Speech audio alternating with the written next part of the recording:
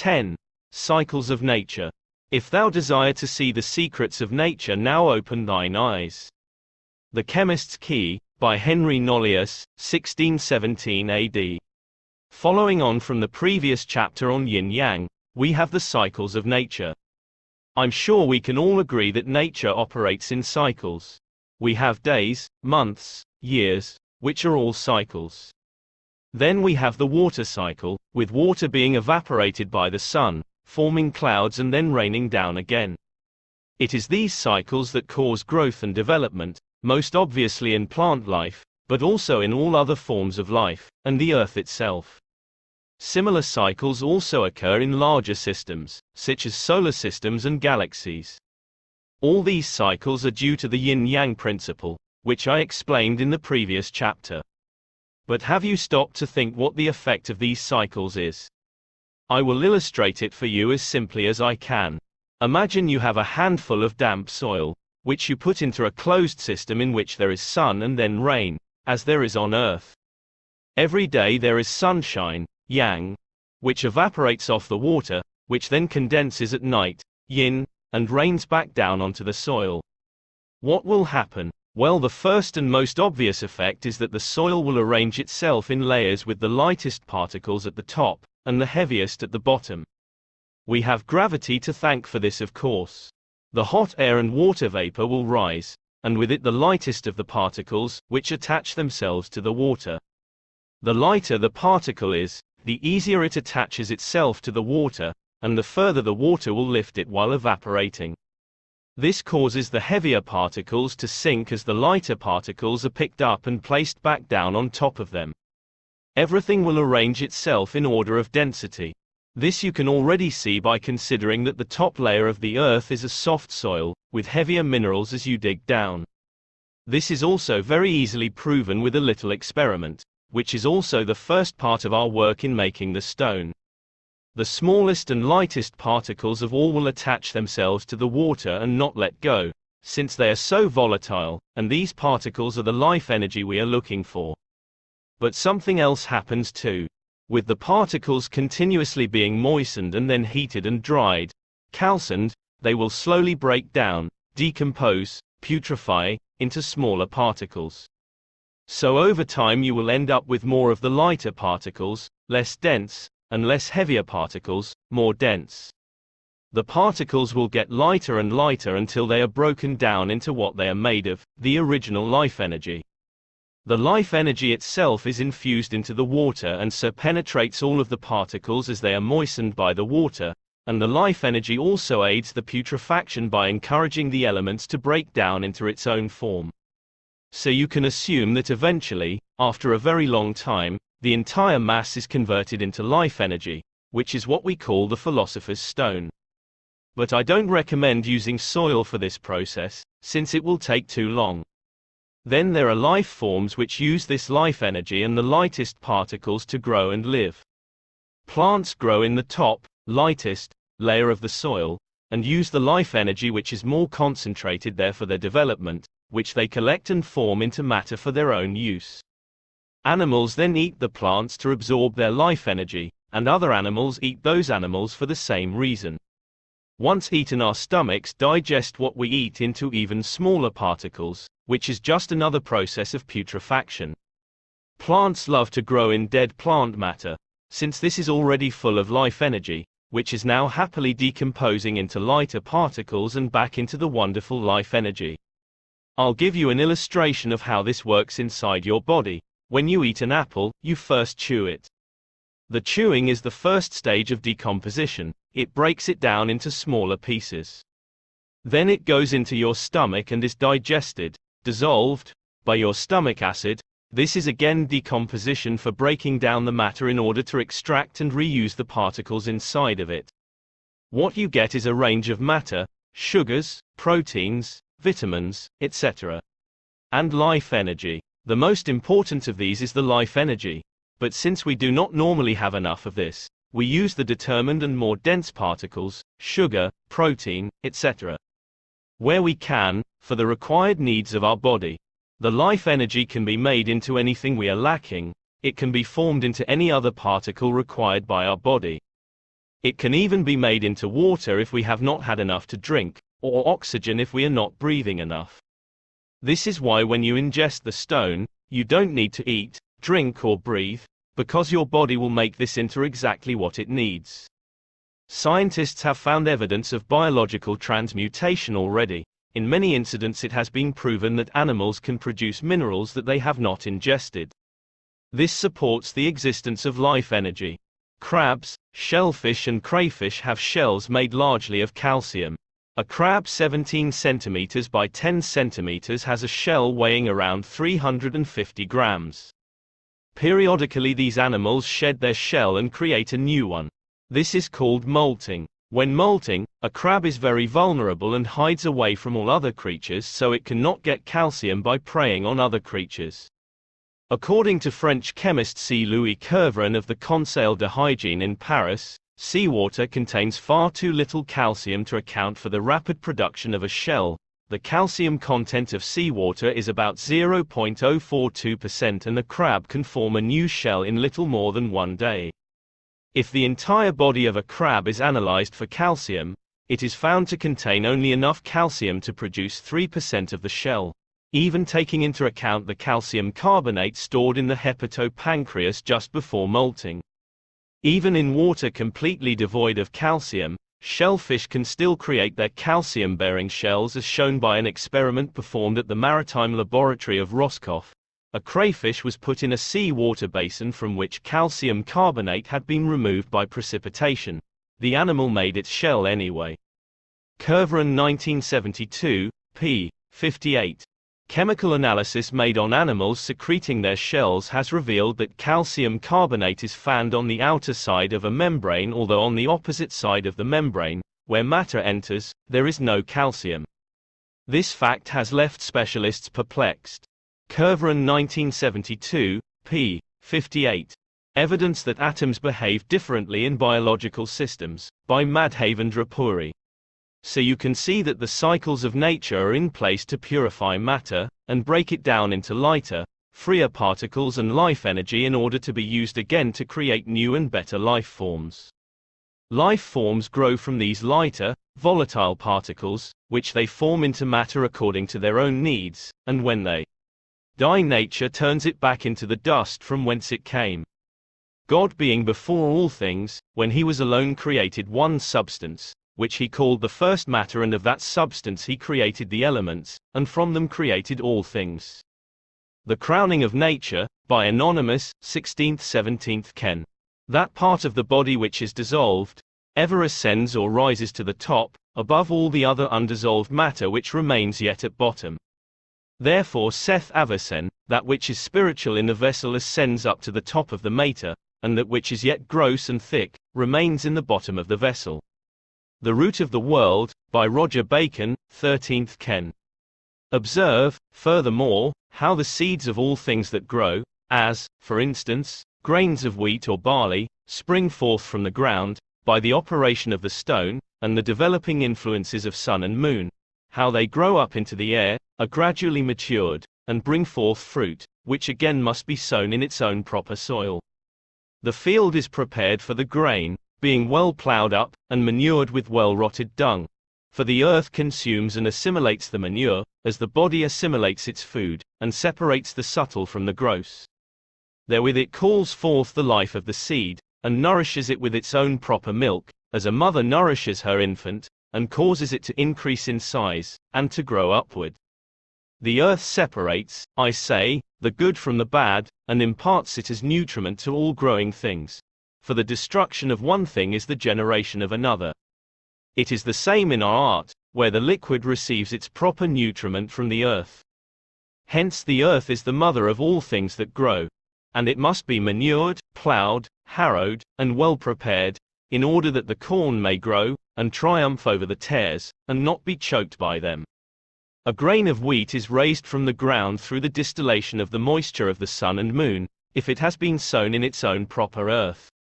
The sun and moon must also impel it to bring forth fruit, if it is to bring forth fruit at all. For the sun is the father, and the moon the mother, of all things that grow. In the same way, in our soil, and out of our seed, our stone grows through the distilling of the sun and moon, and as it grows it rises upwards, as it were, into the air, while its root remains in the ground.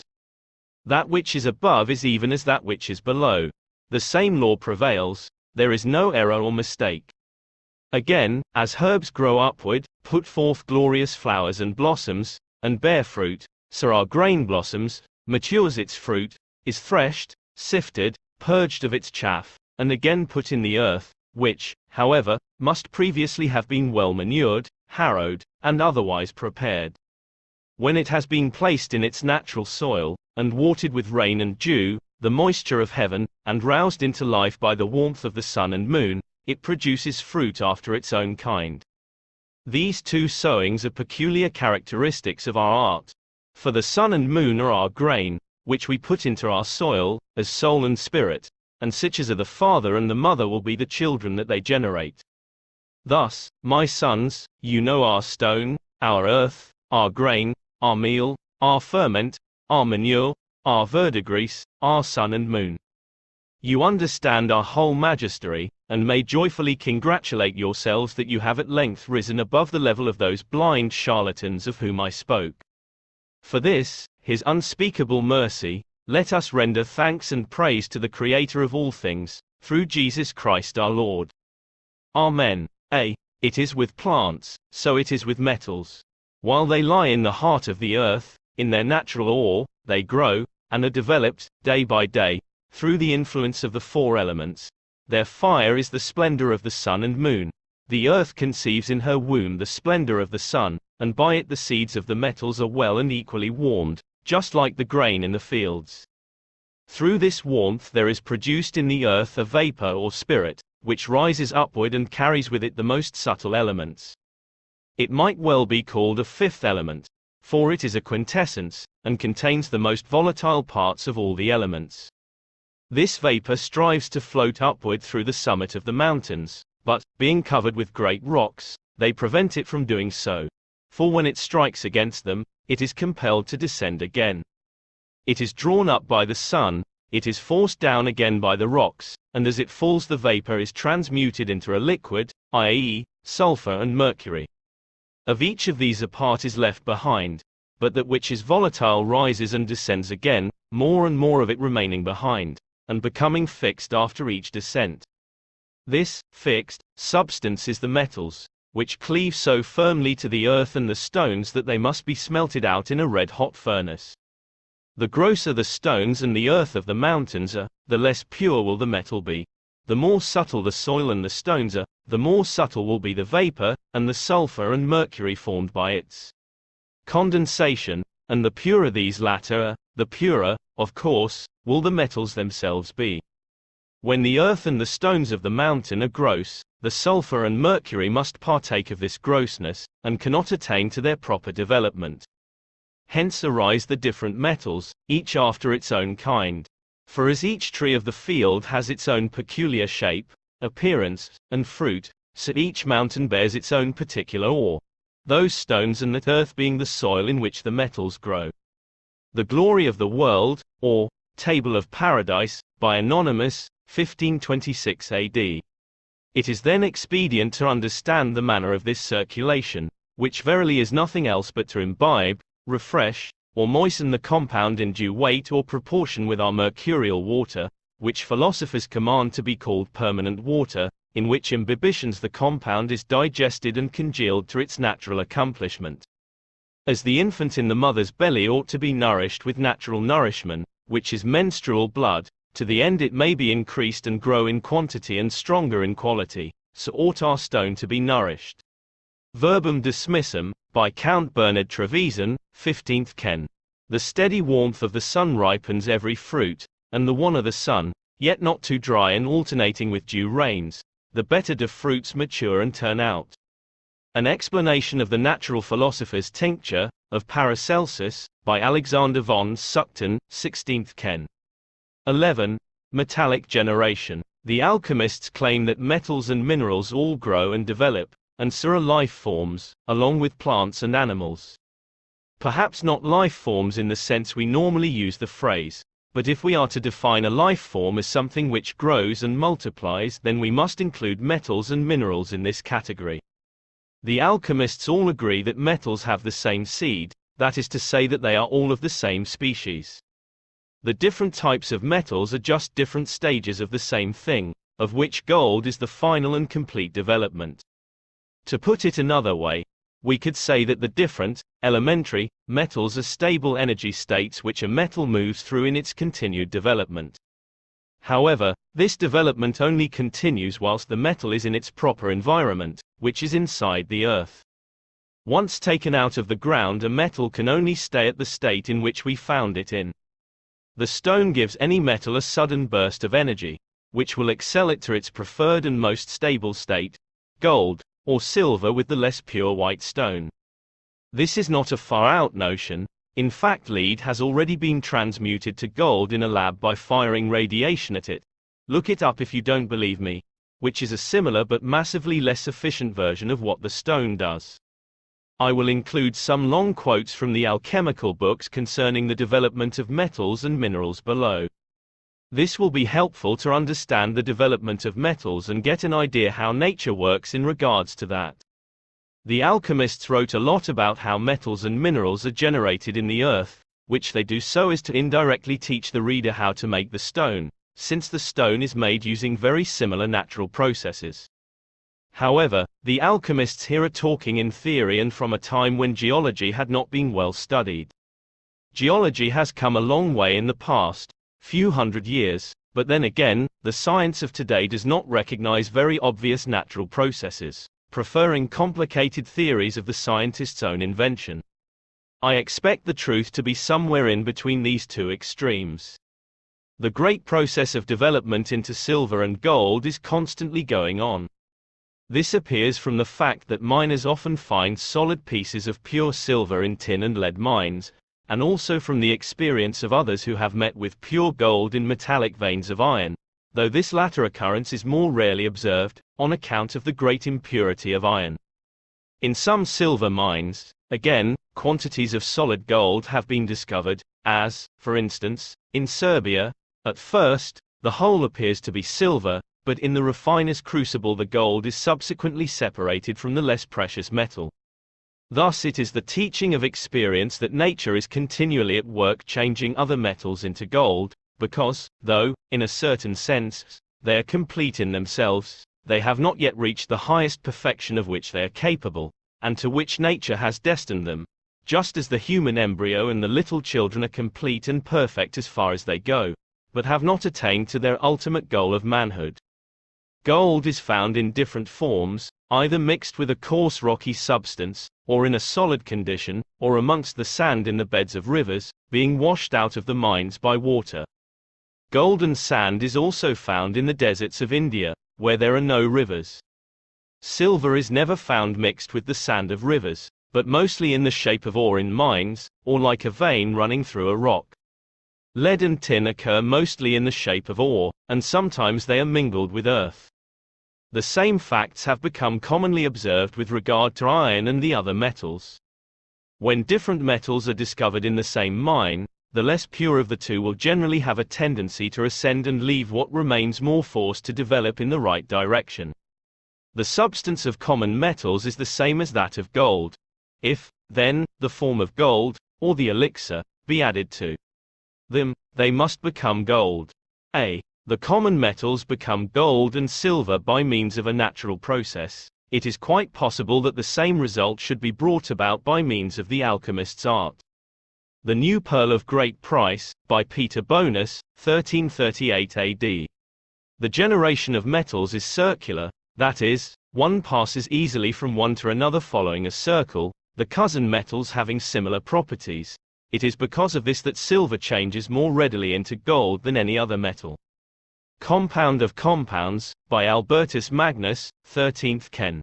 Now, since nature is always striving to attain perfection, and to reach the goal set before her by the Creator of all things, she is continually at work upon the qualities of the four elements of each substance, and so stirs up and rouses the inward action of the elements by the accidental heat of the sun, and by natural warmth, that there arises a kind of vapor or steam in the veins of the earth.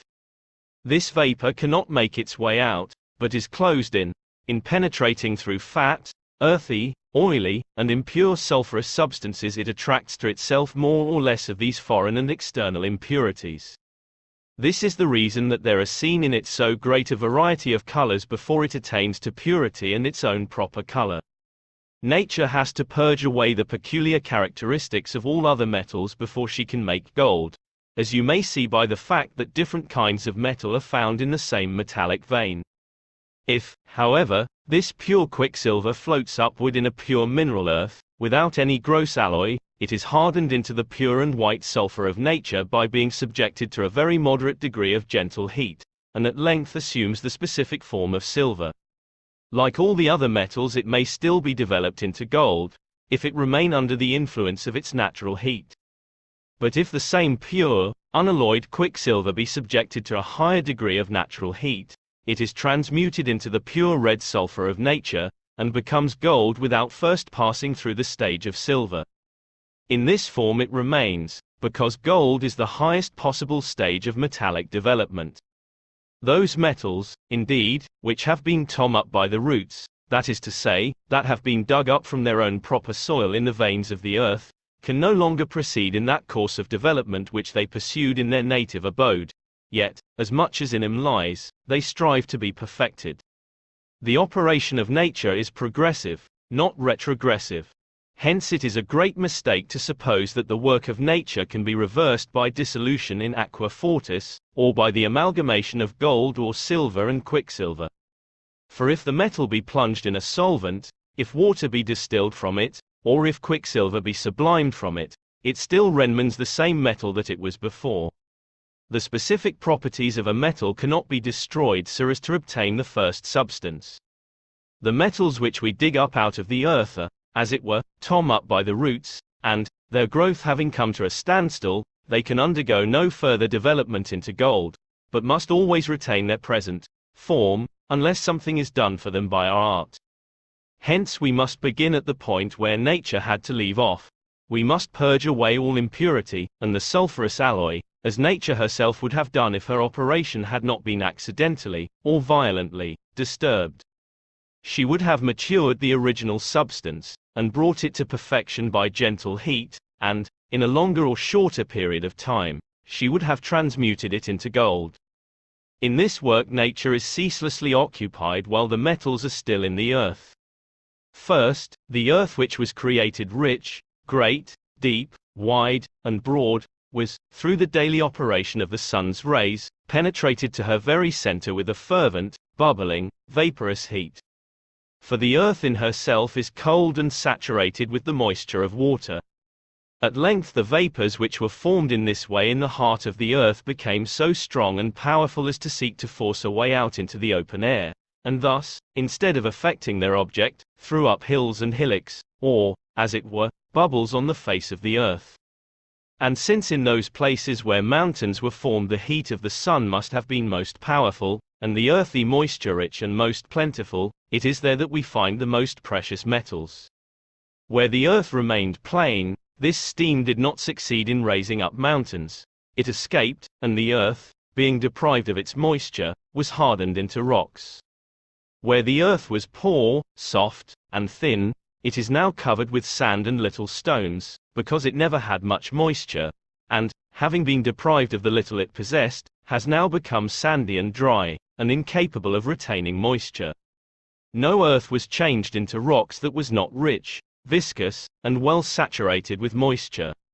For when the heat of the sun has sucked up its moisture, the richness of the earth still makes it cohere, although now it has become hard and dry, and earth that is not yet perfectly hard is even at the present time undergoing a change into hard stones, through the diligent working of nature.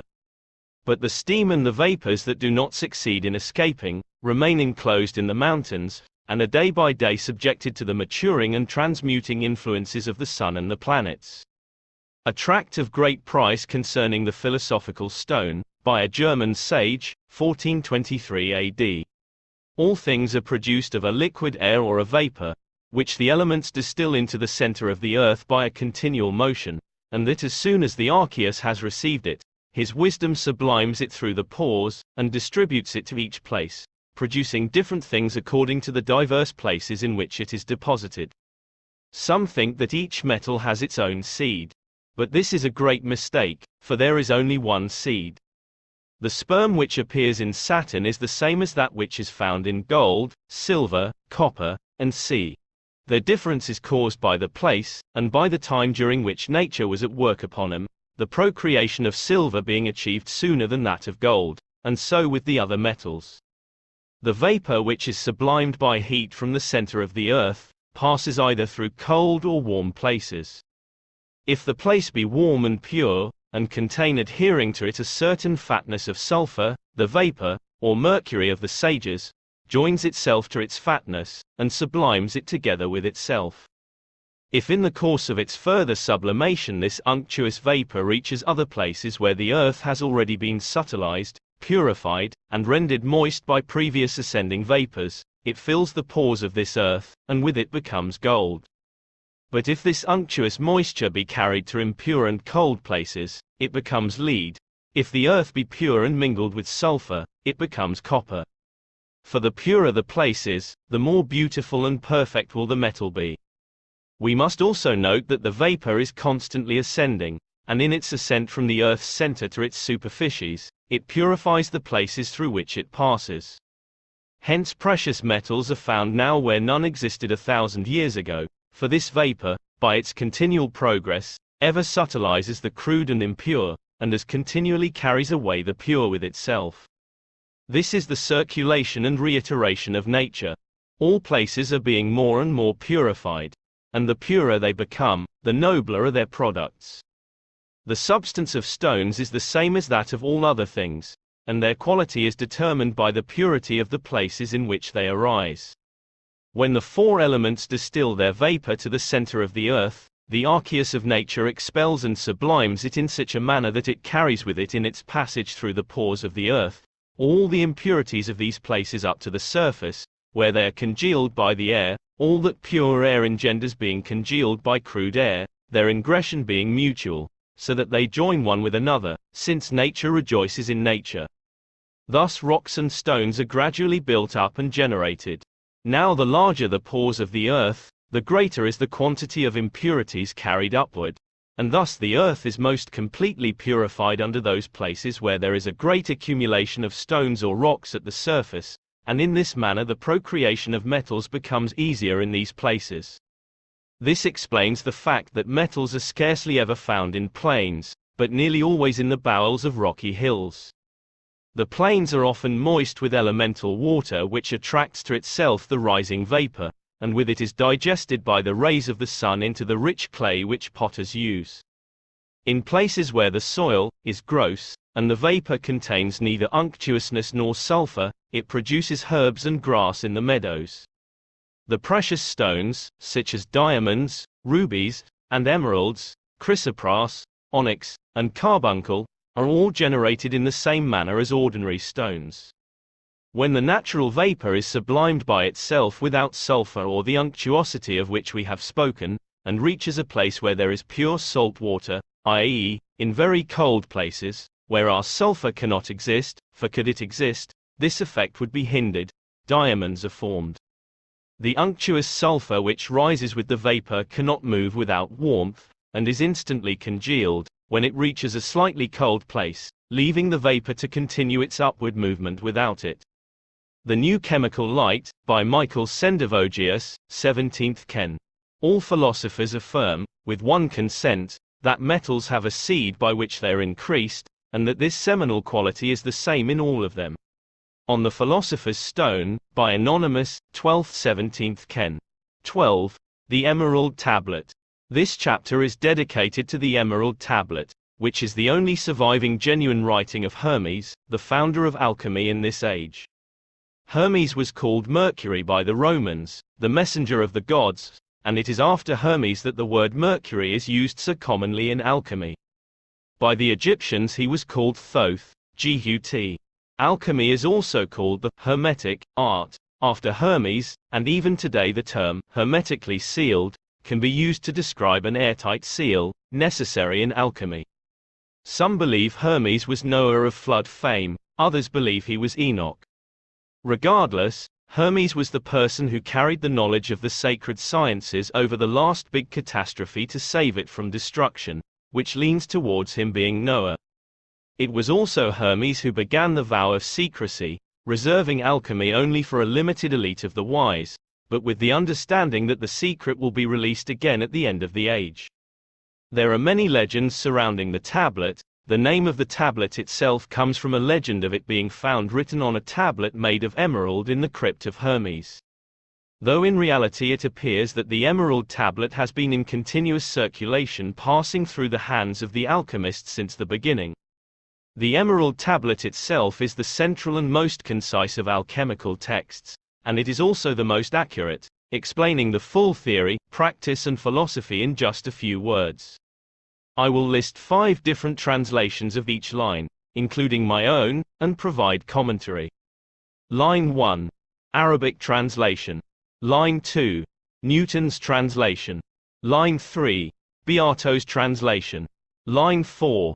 Contemporary rendering of the Latin text. Line 5. Author's translation, bold. It contains an accurate commentary that can't be doubted. 'Tis true without lying, certain most true. This is true and remote from all cover of falsehood. It is true, without error, certain and most true. A fundamental truth, without error, perfect and complete. This line is informing us that what is being said is a fundamental truth, not only a relative truth.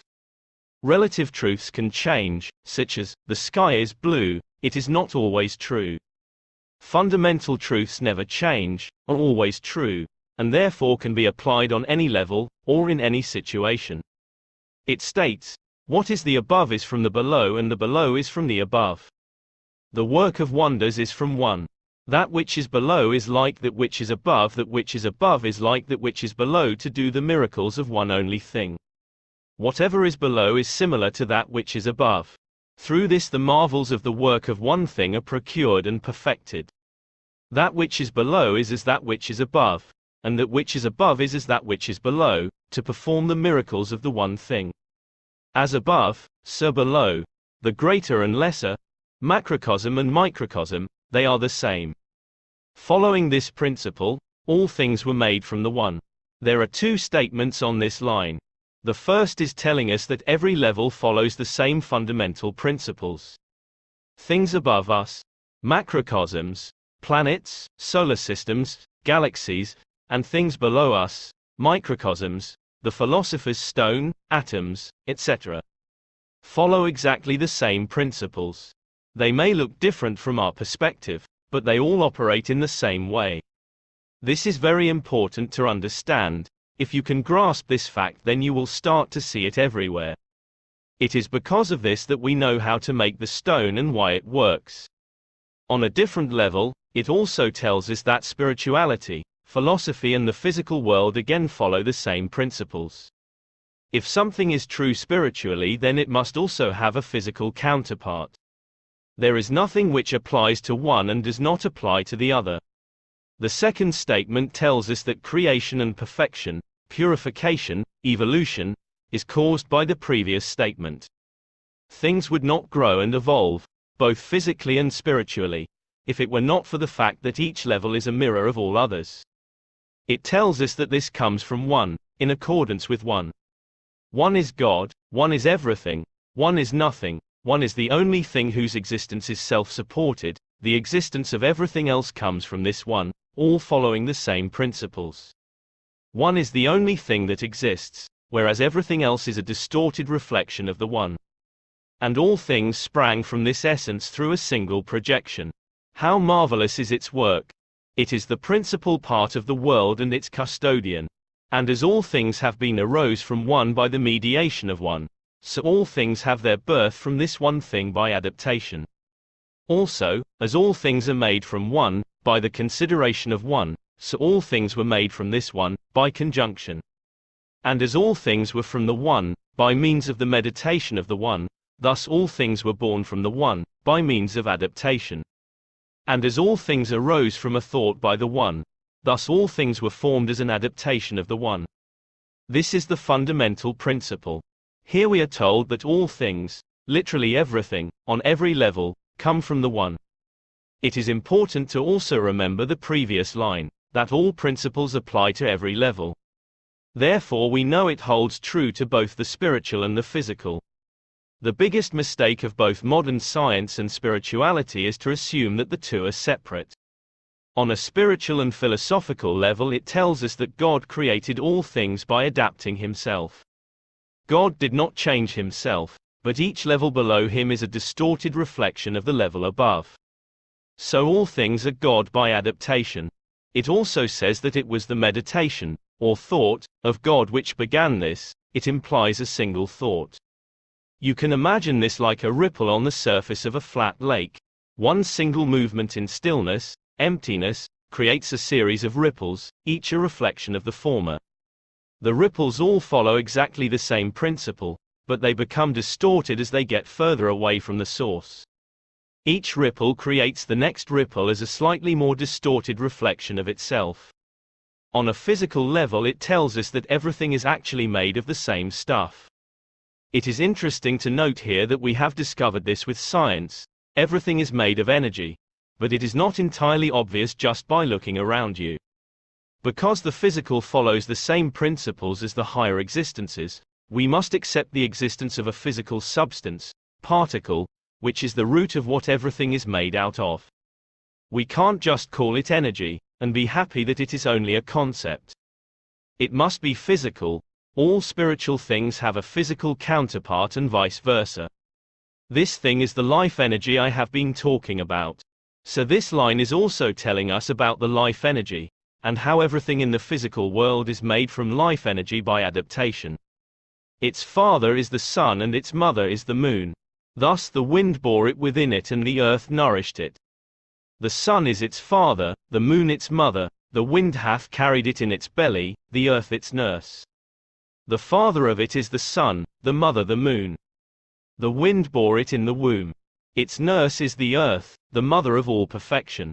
Its father is the sun, its mother is the moon, the wind carried it in its belly, its nurse is the earth. Its father is the sun, its mother is the moon, it is carried by the wind, it is nursed by the earth. Firstly, we have the reference to the sun and the moon. This is clearly symbolism for the polarity of yin, moon, and yang, sun. However, you should consider that the sun and moon are more important than just symbols of polarity. There is a reason why we have one sun and one moon from our perspective on Earth. It is not just chance as science might make you believe. Again, yin-yang is a fundamental principle and therefore applies on all levels, including in this physical reality. Therefore the moon and sun are literally physical counterparts of the yin-yang principle. It is interesting to note how the sun and moon appear to be exactly the same size when looking up at them from Earth. This is a big coincidence if it is only a coincidence.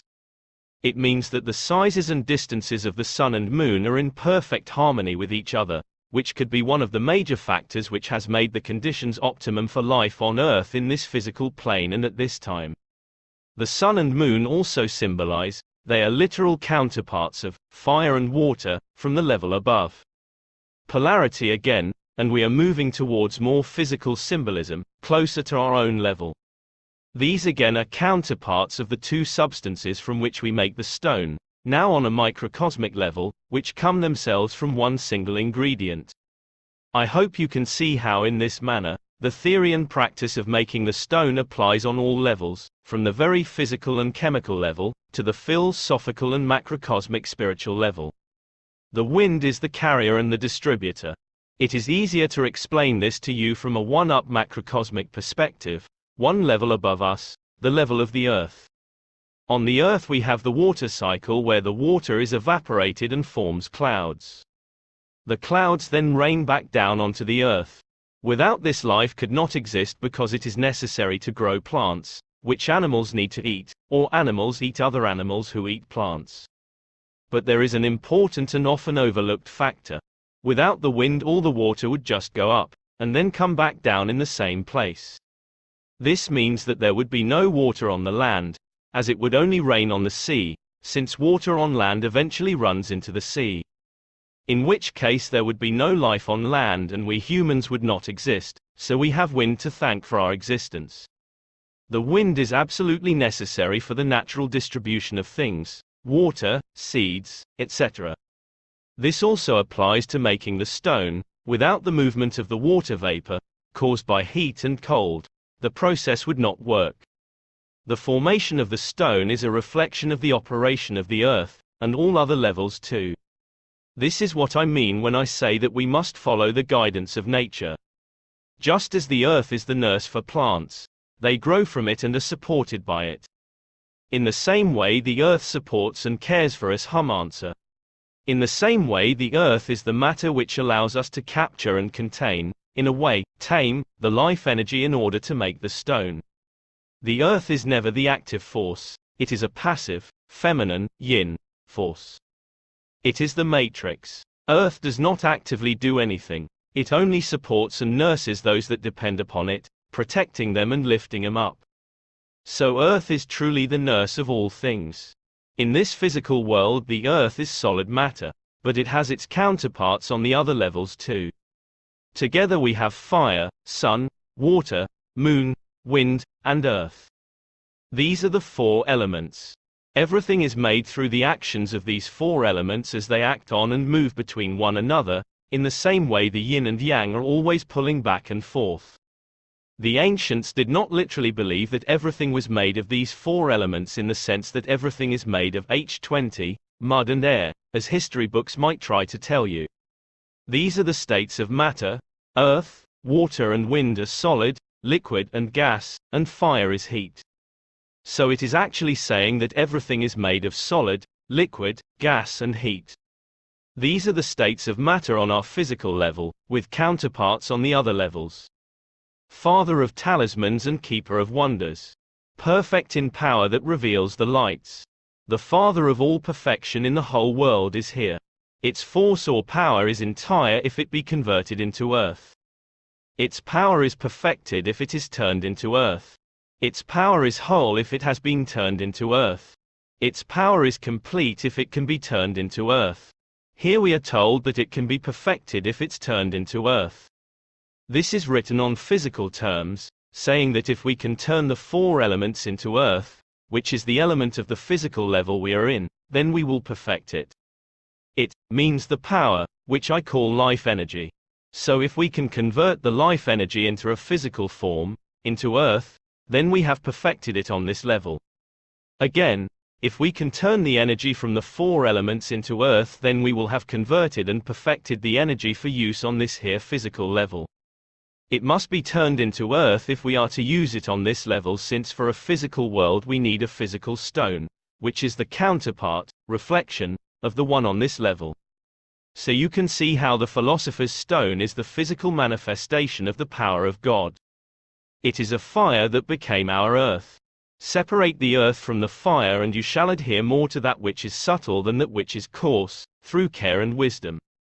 Separate thou the earth from the fire, the subtle from the gross sweetly with great industry. Separate the earth from the fire, the subtle and thin from the crude and coarse, prudently, with modesty and wisdom.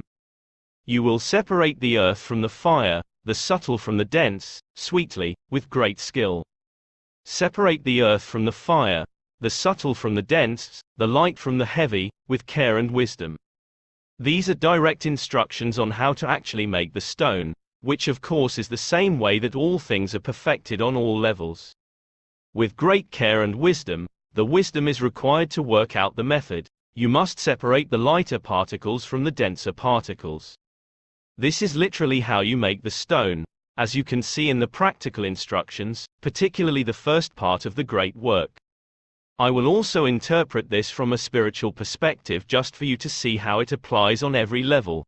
Realize which of your desires are promoting freedom, and which are promoting restriction, then separate the free from the restrictive.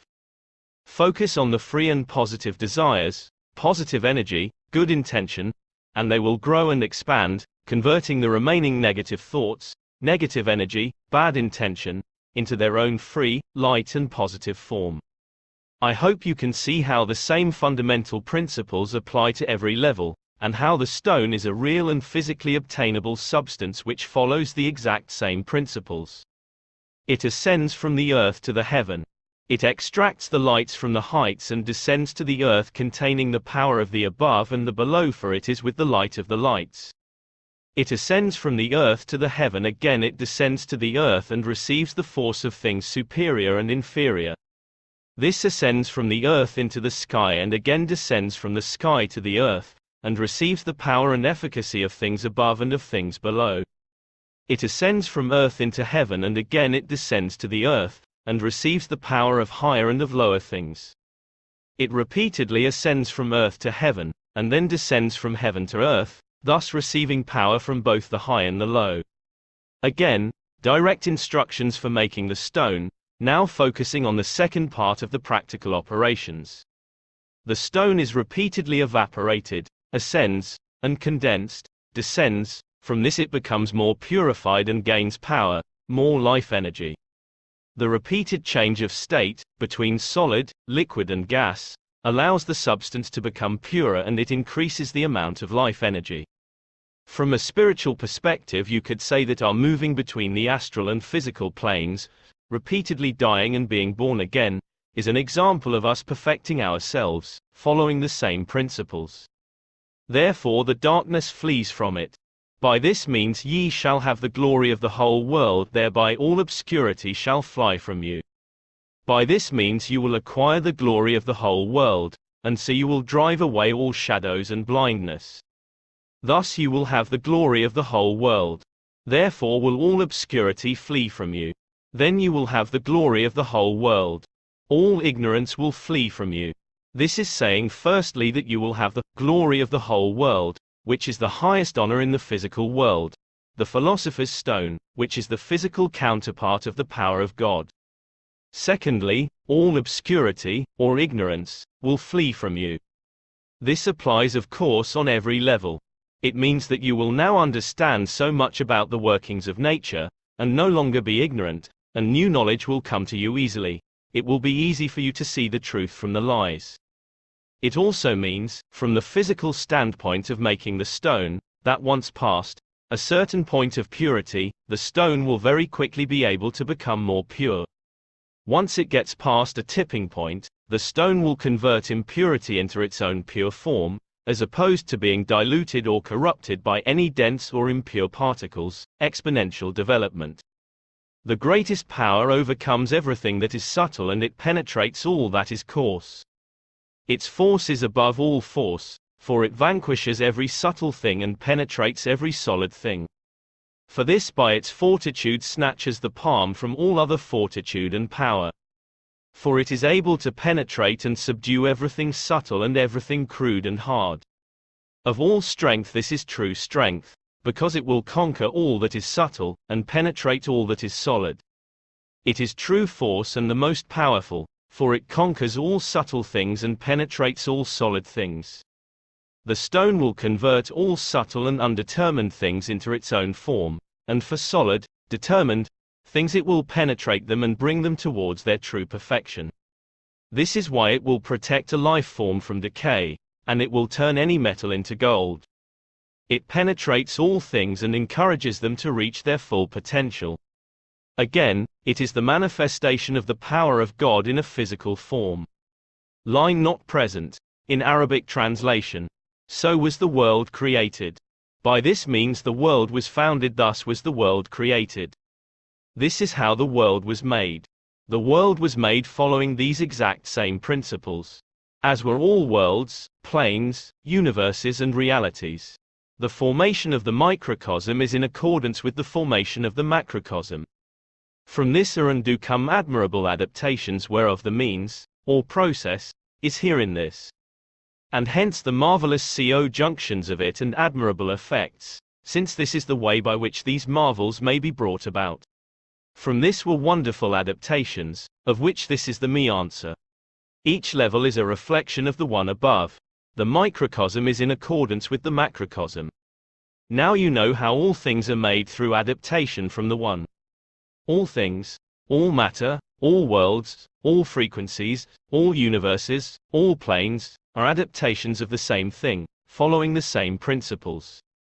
It starts with the one, and from there each level is a distorted reflection, an adaptation of the same thing, each level being a reflection of the level above. This is how all things are made. This is why the physical world exists. This is what it is. This is what all things are.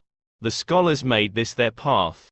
This is why thrice Hermes was exalted with wisdom. Hence I am called Hermes Trismegist, having the three parts of the philosophy of the whole world. And because of this they have called me Hermes Trismegistus, since I have the three parts of the wisdom and philosophy of the whole universe. Therefore am I named thrice great Hermes, having the three parts of the philosophy of the whole world. This is the path of knowledge. Hence I am Hermes thrice great, having three parts of the philosophy of the whole world. Alchemy is the path of knowledge. One of the more difficult paths to enlightenment, reserved for the wise and intellectual. Traditionally that was so, but now is the time of alchemy. Hermes is thrice great, three times great, because he was the custodian of the three sacred sciences, alchemy, astrology and geometry. The three sacred sciences are all related to each other, of course, since like everything else they follow the same principles. This is his last book that he hid in the catacomb. That which I have said of the operation of the sun is accomplished and ended. My speech is finished which I have spoken concerning the solar work. It is finished, what I have said about the working of the sun.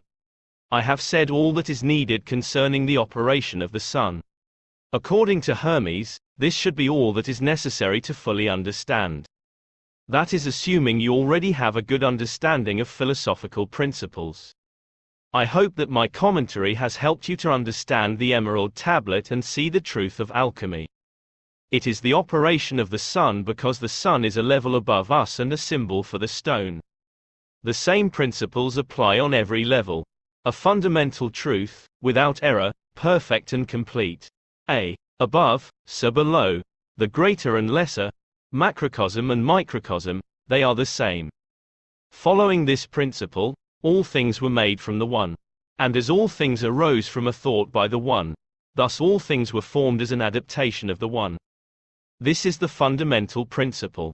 Its father is the sun, its mother is the moon, it is carried by the wind, it is nursed by the earth.